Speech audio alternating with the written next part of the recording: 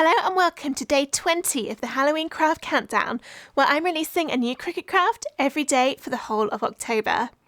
Today's project is perfect if you're going trick-or-treating, although I know that this year potentially that might not be happening, but there's always next year. And of course, even if you're not going out, these trick-or-treat favour boxes will make an excellent gift for your children, your workmates, or just yourself, really. So we're going to cut these little boxes with our Cricut machine and then fill them with tasty, tasty sweeties to make the finished candy box designs. Let's get started. I've made a new screen in Design Space and I'm going to go into Images and search for Box. This gives you loads of different pre-made boxes which you can choose. So you can have a look through and see which one you think will best fit the type of treats that you want to put in. But I'm going to scroll down and look for this one, either this green one with the little window in the top, or if you want a square box that you can change the shape of the cutout on, you could use this orange and blue one. But I'm going to use this green one, so I've got that selected, and then I'll click Insert Images. They've also got this cute coffin-shaped box, which would be nice for Halloween as well. So I'm going to click on Insert Images. And this is what my box looks like. Now, because this is a Design Space image, it means you've got all the score lines already set up for you, so there's nothing else we need to do there. All I'm going to do to start is to resize this to make it smaller, because it is very big at the moment. So I'm just going to drag it a bit smaller. If there's a specific size you want to make the box, then you can go into Shapes and choose a square. And then resize this to how big you want your box to be. So let's say 2.5 inches. And then if you move that over to one of the squares, so actually I'm going to do the bottom square, as that's a bit smaller. So just position the square you've put there and then resize this until that square on the base of the box is about the same size as the square you just made, and then you know that you've resized it so that the box will be that size when it's all made up. Alright, so here is my top of the box, and at the moment it's just got an empty space, but I want to add a little Halloween graphic in there.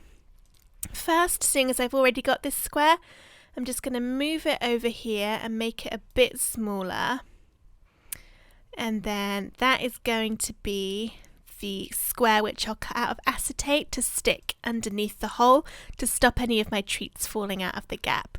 So I'll just move that to one side for now because I'll need it later. So that I can add the images, I first need to ungroup the box layers. So click on it and then go to the top of the layers panel and press ungroup. You can now go into images again and have a little look for what you want to add in the whole of your box. So I'm going to search for a pumpkin and see what is here.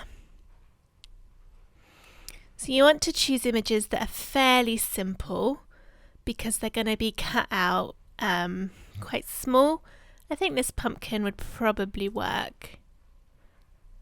It might be a little bit complex. I'm not quite sure where it's gone. All the way down there. How strange. Alright, let's zoom in again. I'm going to resize it smaller. And then you want to position it so that it goes over the edge of the gap in the treat box. So I don't think this shape underneath is actually going to be that helpful. So I'm going to click on the green box layer and go into Contour and just click it to hide it. And instead, I'm going to cut out a different shape, which is just a square. Or alternatively, you could just slice out the pumpkin as it is. So to show you how to do that, if you select the pumpkin layer and then press Ctrl on your keyboard and choose the green square, you'll see the slice button isn't active at the moment, and that's because it's still got the score lines attached. So click on the box and then press detach. And then try again. So you might need to drag your pumpkin back to the top and then select the pumpkin layer, press Ctrl on your keyboard and choose the box and then press slice. If you hide the first two slice results by clicking on the eye icon, you can see that's cut the pumpkin shape out. So now if I drag my score lines back on top, this would make a lid of the box which has that pumpkin shape cut out of the middle. But that's not quite what I want to do here. I want to add a square instead. So I've just undone those changes, and then I'm going to draw a square and position that in the middle. So to get it straight in the middle, I'm going to select this layer, press Ctrl on my keyboard and choose the score lines and the green box, go into Align and then Center. So that's pushed that box down a little bit, so it's now perfectly aligned. Alright, so now I can choose that grey square, press Ctrl on my keyboard and choose the green box and press Slice once more. I'll delete the green slice result, but the grey one I'm just going to hide for now.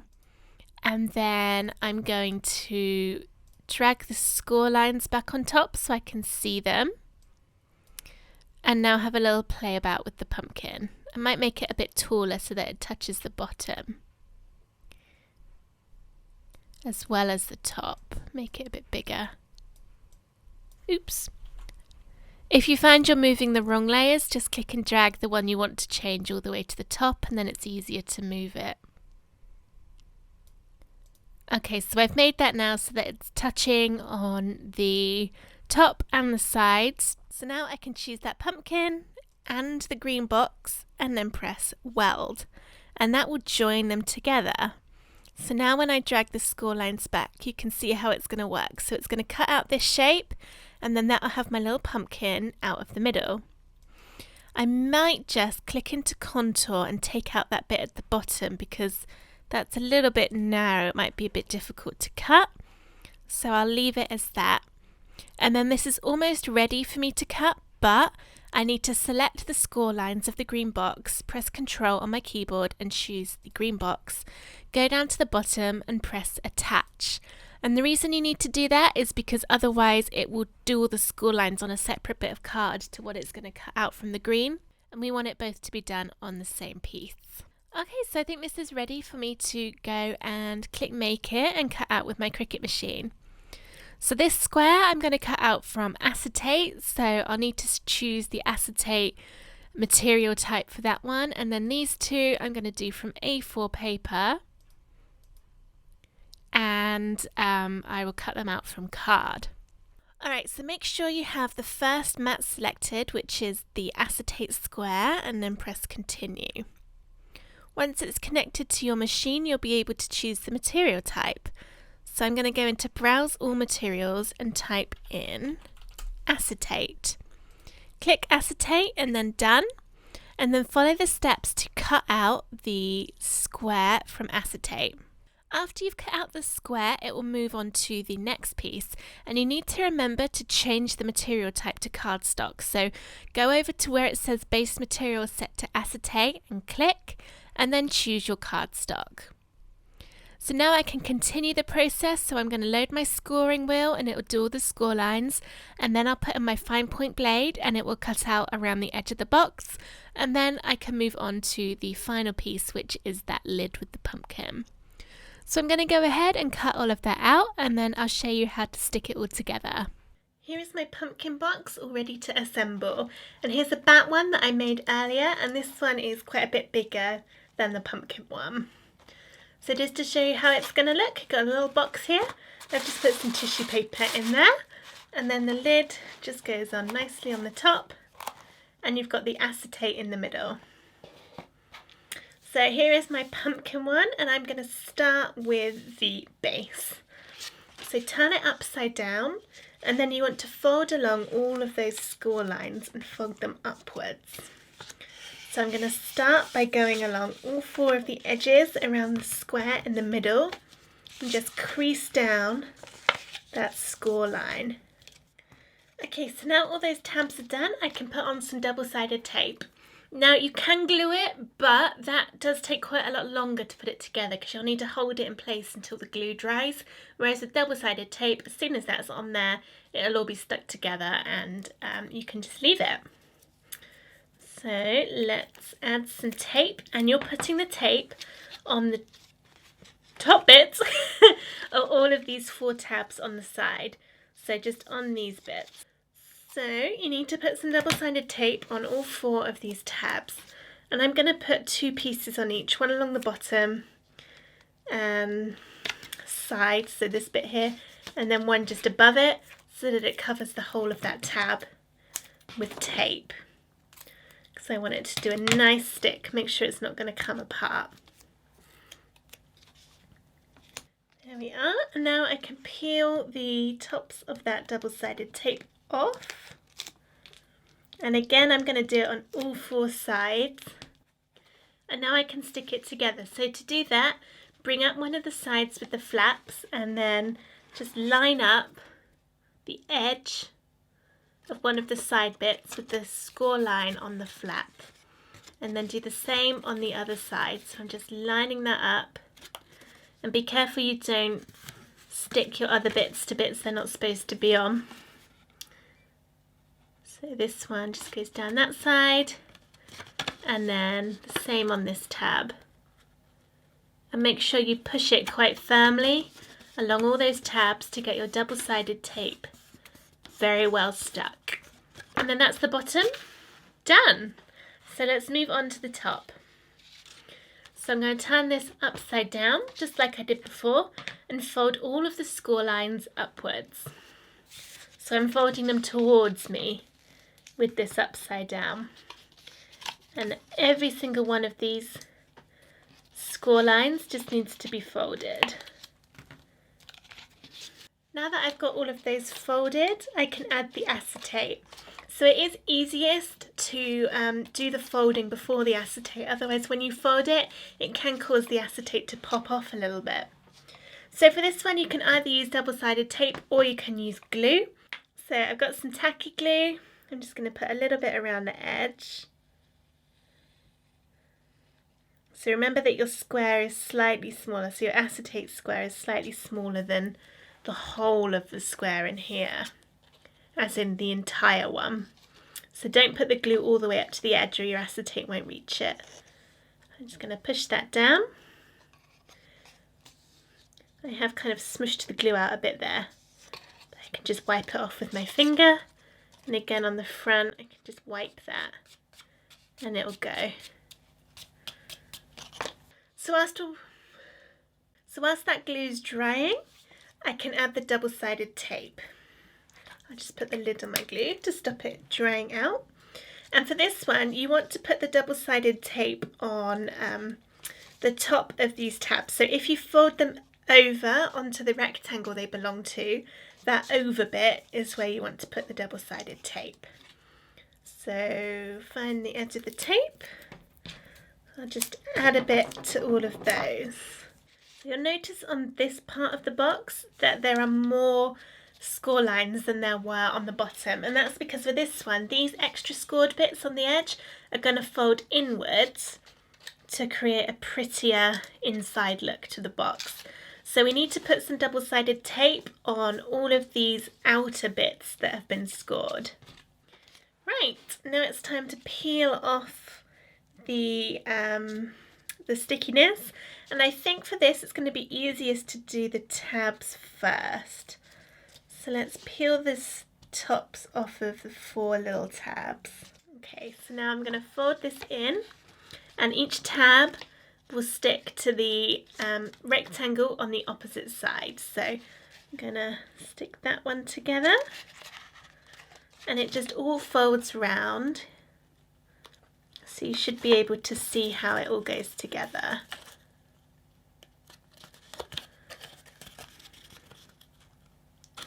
So that's the 4 tabs, and now we've got these inner bits. So if I just fold them back on themselves, you can see. I'm going to do this one at a time. So peel the back off, and then this just folds downwards to cover up those tabs, and it makes the inside of the box look a bit prettier. So hopefully you can see how that looks. I'll just do the same on all sides. It also adds some extra stability to the lid, which is nice.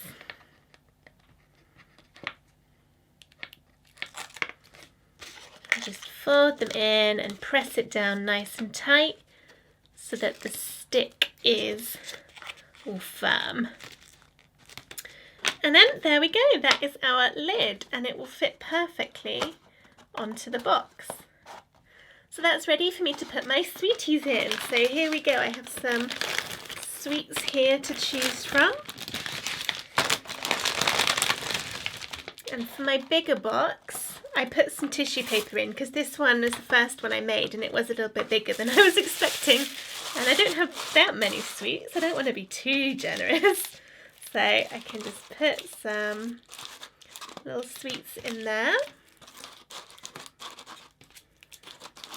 There we go, and then put the lid on.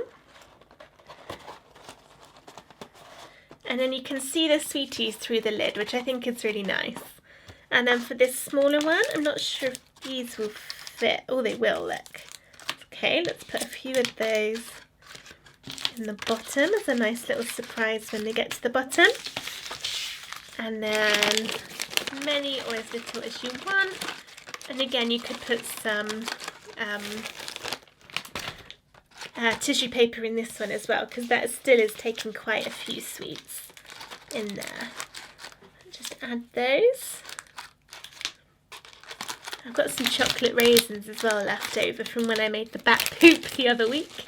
I can put some of those in. And some more Mawams. And there, that is a really full little sweetie pot. Put my lid on. And there we go. Oh, God, that's heavy. There are lots of sweets in there. Okay, so that was a tutorial on how to design your own little Halloween boxes in Design Space. Cut them out, stick them together, and then fill with tasty, tasty treats for Halloween. So I hope you enjoyed this video. If you did, please give it a thumbs up and subscribe to my YouTube channel for loads more Cricut crafts. I'm doing a new Halloween post every day in October, so if you like Halloween crafts, check out my other videos as there are loads more to choose from. Thank you for watching.